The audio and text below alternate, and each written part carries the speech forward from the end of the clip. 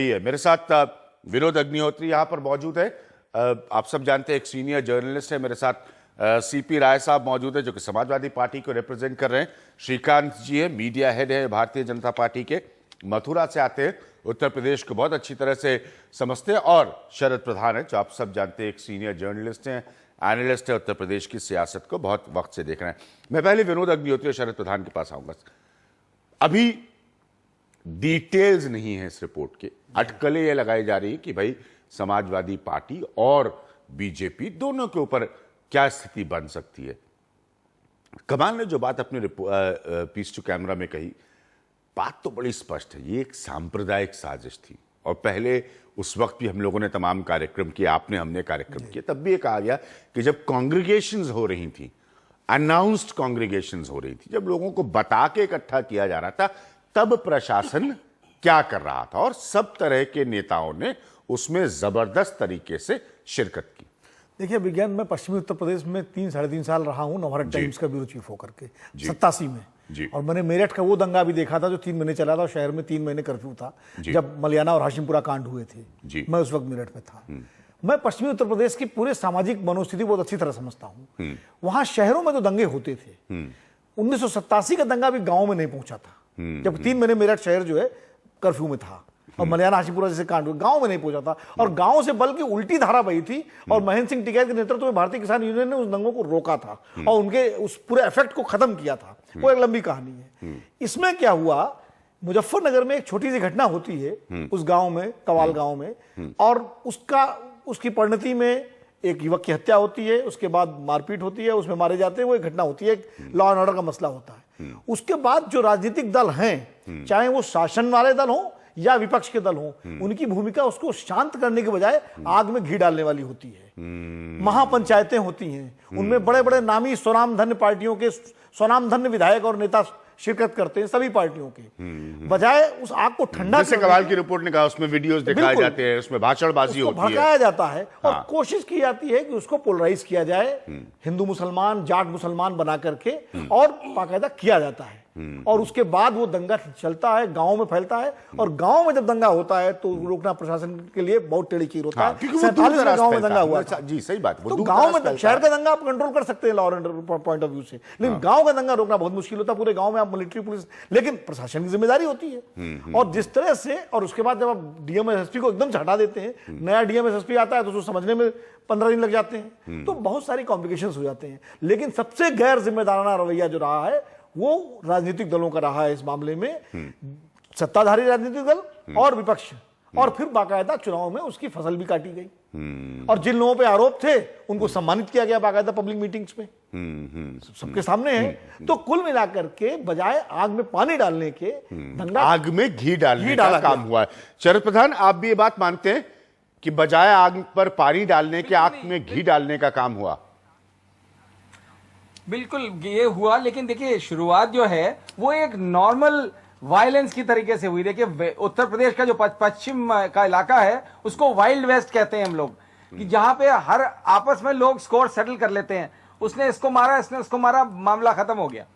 वो ही वहां पे हुआ, एक मामूली इंसिडेंट, छेड़खानी का इंसिडेंट था या मोटरसाइकिल लड़ने का, ये चीज क्लियर नहीं है आज तक। लेकिन 2 ग्रुप्स में झगड़ा हुआ, एक को उन लोगों ने मार डाला, एक मुस्लिम लड़के को मार दिया, और वो मार के भागे तो गांव वालों ने चेज किया और उन दोनों को मार दिया। मामला वही सेटल हो जाता अगर प्रशासन की तरफ से और राजनीतिक रूलिंग पार्टी की तरफ से ये ऑब्जेक्टिव एक्शन होता दोनों पार्टीज के अगेंस्ट। वहां पे ये चीज आम लोग बताते हैं, मैं वहां गया हूं कई दफा उस दौरान भी, उसके बाद भी, तो लोगों का कहना यह है कि अगर प्रशासन ने सही तरीके से काम किया होता तो ये नौबत नहीं आती। और उसके बाद और गड़बड़, जो प्रशासन था वहां पे जिनको हटा दिया गया वो सही एक्शन ले रहे थे, लेकिन राजनीतिक दल जो रूलिंग पार्टी यूपी की है वहां के नेताओं ने उनको हटा दिया, वहां से रिमूव कर दिया और नए ऑफिसर्स को भेजा जो अच्छे ऑफिसर्स थे, लेकिन उनके लिए वो संभालना और मुश्किल काम था। उसमें 2-3 दफे एक आपस में एक पुलिस ऑफिसर, सीनियर ऑफिसर भेजे गए, उनका अपना ईगो क्लैश था किसी के साथ, तो वो बैठ गए अपने गेस्ट हाउस में, वो नहीं उतरे मैदान में। नतीजा क्या, हालत बिगड़ती गई, परमिशन दे दी गई पंचायत के लिए जो प्रशासन को नहीं देनी चाहिए थी। उस कॉन्फ्लिक्ट में जो पॉलिटिकल लीडर्स का जो कॉन्फ्लिक्ट था, उसके बीच में प्रशासन भी, इस तरह प्रशासन को भी ऑब्जेक्टिव एक्शन करने की इजाजत नहीं मिली, जिसकी वजह से हालात बिगड़े। तो इसमें देखिए, प्रशासन की इनेप्ट हैंडलिंग जरूर है, लेकिन उसके लिए रिस्पॉन्सिबल है पॉलिटिकल लीडर्स। और दोनों, चाहे वो बीजेपी की हो चाहे समाजवादी पार्टी की हो, दोनों तरफ से नाजायज गलत निर्णय लिए गए, इस वजह से हालत बिगड़ी। बीजेपी ने इसका और फायदा उठाया, और उनका तो काम ही है आग में घी झोंकने का, जहां भी कम्युनल सिचुएशन हो। अब वो किस तरीके से इनको, दोनों पार्टीज को लगा कि हम दोनों इससे बेनिफिट उठा लेंगे, दोनों पोलराइजेशन की पॉलिटिक्स खेलने लगे, जिससे सिचुएशन वहां तक पहुंच गई कि 62 लोग मर गए और 55,000 लोग नियंत्रण से बाहर हो गए। ठीक है, दोनों पॉलिटिकल पार्टी, शरद प्रधान जो कह रहे हैं और विनोद अग्निहोत्री जो कह रहे हैं, दोनों पॉलिटिकल पार्टीज के रिप्रेजेंट। सीपी राय साहब, अब क्या कहेगी समाजवादी पार्टी? मैंने सुप्रीम कोर्ट ने क्या कहा था 26, मैं बीएल जोशी साहब के स्टेटमेंट पे भी नहीं जा रहा हूं, सुप्रीम कोर्ट ने क्या कहा था 26 मार्च 2014 को, वो पढ़ के मैंने सुनाया। अब क्या कहेगी समाजवादी पार्टी? अटकलें ये लगाई जा रही हैं कि जब भी ये रिपोर्ट के डिटेल्स बाहर आते हैं, ये बीजेपी और समाजवादी पार्टी पर प्रश्न उठा सकते हैं। रिपोर्ट का इंतजार है, क्योंकि रिपोर्ट गोपनीय होती है, वो सामने आए तभी उस पर स्पष्ट बात हो सकती है। मैं आज ये फिर कह सकता हूं बैठ करके, तब भी कहा था कि ये एक काला धब्बा था, एक दुखद घटना थी। एक भी इंसान की मौत किसी भी सरकार के लिए या किसी इंसान के लिए दुखद घटना होती है। और निश्चित तौर पर जो सुप्रीम कोर्ट ने कहा, हमने तब भी कहा था कि हम सुप्रीम कोर्ट के उस फैसले से डिफर नहीं करते। अगर प्रशासनिक गलती नहीं हुई होती, अगर चूक नहीं होती, समय पर उन लोगों ने वहां पर, प्रशासन ही हाथ पैर होता है किसी सरकार का, वही सूचना देता है और वही तत्काल वहां कार्रवाई करता है। उसकी सूचना के आधार पर ऊपर की सरकार फैसला लेती है और निर्देश देती है। निश्चित तौर पर अगर वो गलती उन लोगों ने नहीं की होती तो और पहले कड़ा फैसला ले लिया गया होता। जिस त्वरित गति से फौज को बुलाया गया बिना 1 मिनट देर किए हुए, वो पहले कर दिया गया होता, इतनी जानें नहीं गई होती और इतने लोग बेघर नहीं हुए होते। ये निश्चित तौर पर दुखद समाचार है, लेकिन ये भी है, जैसा दोनों हमारे पत्रकार साथियों ने कहा, कुछ लोग आग में घी डालने का काम करते हैं।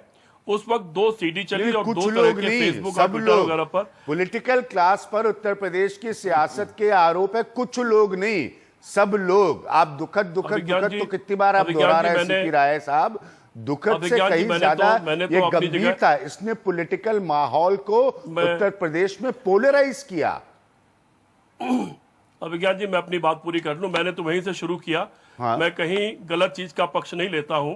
हाँ। तो उस वक्त 2 तरह के चित्र भेजने शुरू किए गए, लोगों को सीडी बांटनी शुरू की गई। जब उन चित्रों की जांच की गई, एक अफगानिस्तान का था किसी के गर्दन काटते हुए, और एक जली हुई लाशों का अफ्रीका का था, और उनको ब्लड करके भेजा गया था ये बता करके कि यहाँ की घटना है, और गांव गांव में फैलाने की कोशिश की गई। साजिश तो बहुत बड़ी थी, जो विनोद अग्निहोत्री जी ने कहा, गांव में दंगे इस देश में कभी नहीं होते, लेकिन वो गांव तक फैलाने की कोशिश की गई थी। ये तो तत्काल फैसला और फौज का आ जाना कि वो बड़ी घटना होने से वो टल गई। लेकिन जो भी हुई बहुत दुखद थी।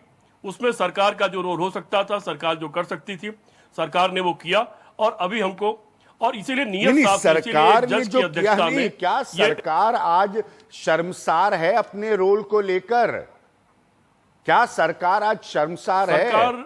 मैं नहीं कह रहा हूं अभिज्ञान प्रकाश, मार्च का जो मैंने स्टेटमेंट आपको सुप्रीम कोर्ट का बताया है, उनका ऑब्जर्वेशन वो पढ़ के सुना रहा हूं कि prima facie we prima facie hold the state government responsible for being negligent at the initial stage in not anticipating the communal violence and for not taking necessary steps for its prevention.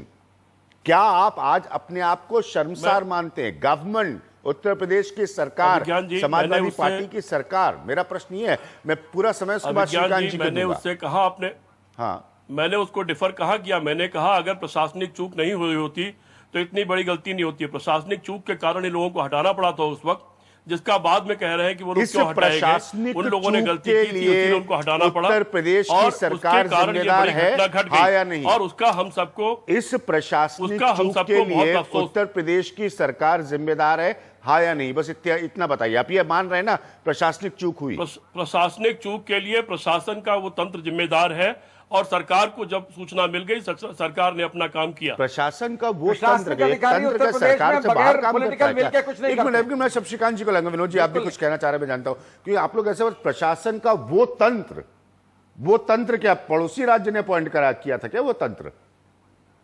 आप लोग किस तरह का logic दे रहे हैं? हाथ पहले पैर होते जिम्मेदारी हैं। उसी की होती है जिसकी नहीं, सरकार अभिज्ञान होती है। जी। जिसकी सरकार, हाँ एक अभिज्ञान मिनट जी, देखिए, ज- अभिज्ञान हमारे जी। कॉन्करेंट लिस्ट में लॉ एंड ऑर्डर जो है वो स्टेट सब्जेक्ट है। श्रीकांत जी, अभी एक बड़ी सीरियस अभिज्ञान जी, सिचुएशन है बीजेपी। अभिज्ञान एक मिनट मैं सीपी राय बस साहब एक पूरा चीज कह रहा समय हूं। दूंगा, तो जैसे श्रीकांत जी के आपको पास अपने नहीं आ पाया क्षेत्रीय हो। रिपोर्टर हाँ? सूचना देते हैं तब आपके पास सूचना आती है, उसी तरह हमारे लिए वो प्रशासन काम करता है।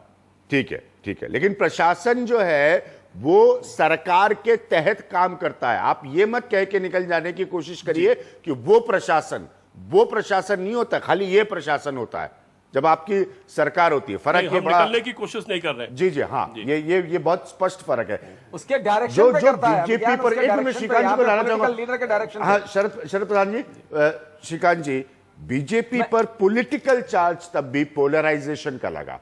आज मैं ये नहीं कह रहा हूं, ये रिपोर्ट गोपनीय है, कल को इसके डिटेल्स सामने आ सकते हैं। क्या बीजेपी भी अपने आप को उतना ही गिल्टी मानती है जितना वहां की राज्य सरकार के बारे में कहा जाता है?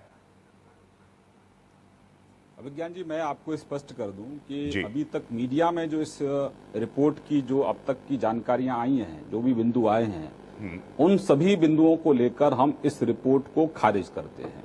ठीक है, नंबर एक, ठीक इसको है। खारिज इसलिए करते हैं कि ये जब इन्वेस्टिगेशन हाई कोर्ट के अंदर चल रहा है, अपना एसआईटी काम कर रही है, तो इस रिपोर्ट का औचित्य क्या है। नंबर दो, जब इस गठन किया गया था आयोग का, हमने उस समय भी कहा था कि भाई जब सुप्रीम कोर्ट ने सीधे सीधे तौर पर अखिलेश जी की सरकार को जिम्मेदार माना है, आपकी चूक है, आपकी लापरवाही है, आपकी वोट बैंक की पॉलिटिक्स इसके पीछे है, तो आयोग का गठन क्यों है? क्या आप अपने फेलियर्स को कवर अप करना चाहते हैं? नंबर दो, अभिज्ञान जी, मैं अपने पत्रकार जो मित्र हैं हमारे दोनों, शरद जी और अग्निहोत्री जी, मैं इन पर कोई टिप्पणी नहीं करना चाहता। मैं टिप्पणी करता भी नहीं हूं पत्रकारों पर, उनका अपना एक इंडिपेंडेंट ओपिनियन है, वो जो सोचते हैं वो बोलते हैं। नंबर दो, इसकी हम तय में जाएं कि ये घटना जो घटी, इसके बारे में उस परिवार के लोगों को भी संपर्क किया गया जिस बहन को छेड़खानी की जा रही थी। थाने के अंदर एसएचओ को भी अप्रोच किया गया जो विक्टिम परिवार था, लेकिन कोई कार्रवाई उन अपराधियों पर नहीं हुई। जब बहन के साथ बदतमीजी हुई और जब गौरव और सचिन की हत्या हुई, हत्या के बाद जो हत्यारे थे उनको गिरफ्तार किया गया और एक नेता के दबाव में उन हत्यारों को छोड़ा गया, और एक टीवी चैनल ने इसको पूरा बाकायदा स्टिंग भी किया था, जानकारी भी आई थी। और उसके बाद फिर 30 तारीख को सपा बसपा और बाकी लोगों की महापंचायत होती है। तो उसके बाद प्रशासन लापरवाह रहा, प्रशासन सोता रहा, कोई कार्रवाई प्रशासन की तरफ से नहीं हुई।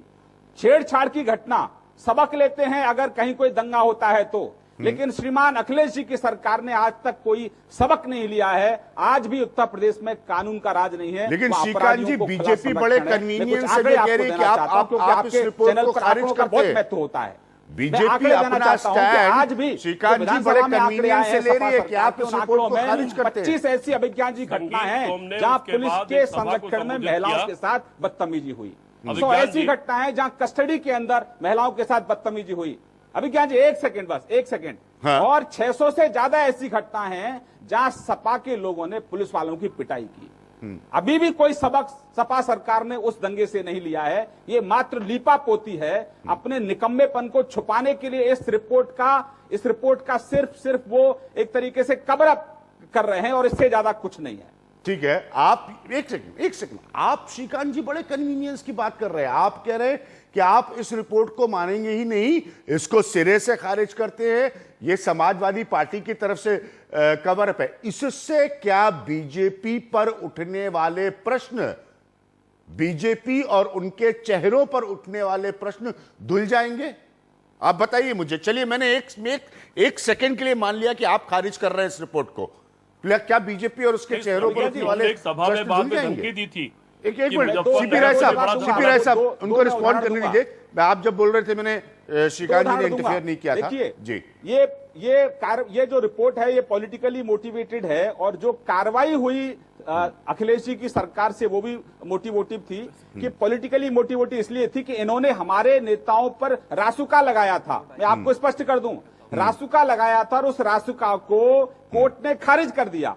नंबर 2, आप वोट बैंक की राजनीति, जब दंगा हो गया, दंगा पीड़ितों पर जो राहत आप दे रहे थे, जो रिहेबिलिटेशन और मुआवजा आप दे रहे थे, उसमें भी आपने मुस्लिम और हिंदू बांट दिया। आपने मुसलमानों को 90 करोड़ दे दिया और जब सुप्रीम कोर्ट ने आपको 21 नवंबर 2014 को सुप्रीम कोर्ट ने फिर फटकार लगाई सपा सरकार को कि आप जो पीड़ित हैं उनको भी धर्म के नाम पर बांट रहे हो, मुआवजे पर भी राजनीति कर रहे हो, तब जाके 3.5 करोड़ का एक रुपए का वो एक मुआवजे में और उन्होंने इंक्रीज किया और वहां का डीएम कहता है कि भाई अब इसको हम जो और भी इफेक्टेड लोग हैं उनको भी आप देंगे। तो मैं 2 उदाहरण मैंने दिए, इससे स्पष्ट होता है कि वहां की सरकार अपने आप को बचाने के लिए इस तरह की रिपोर्ट का एक मैं कहता हूं कि सिर्फ कवर अप है और इससे ज्यादा कुछ ठीक है। चलिए आप ये बताइए, आप ये कह रहे हैं कि ये रिपोर्ट महज कवर अप है बीजेपी के हिसाब से, फिर आप किसको मानेंगे? आप किस बात को मानेंगे? क्योंकि उसमें एक एसआईटी है, आप खुद उसको जानते हैं, आप किस बात को मानेंगे? मैं जानना चाहता हूं क्योंकि उसके बाद पॉलिटिकली बीजेपी ने क्या किया उन चेहरों के साथ, वो सबके सामने है, किस तरह से बीजेपी ने बैक किया उनको। आप फिर किस बात को मानेंगे? मैं ये जानना चाहता हूं बीजेपी से। अभिज्ञान जी, हाँ। आपने रासुका लगाया, इसका मतलब आपने पॉलिटिकली मोटिवेटेड होकर रासुका लगाया, राजनीतिक द्वेष की भावना से प्रभावित होकर आपने रासुका लगाया। अगर हमारे लोगों ने कुछ किया ही नहीं तो रासुका क्यों लगाया? हमारे लोगों पर अगर सपा सरकार अगर आरोप मढ़ देती है तो क्या हम उनको आरोपी मान लेंगे? क्या अपने लोगों का हम लोग सम्मान नहीं करेंगे? क्या हमारे कार्यकर्ता का मोरल नहीं है? मतलब समाजवादी पार्टी हमारे हर नेता को अगर टेंट लगा दे, उसके ऊपर उसको आरोपी बना दे, तो क्या उनको हम सपा के कहने से आरोपी बना देंगे?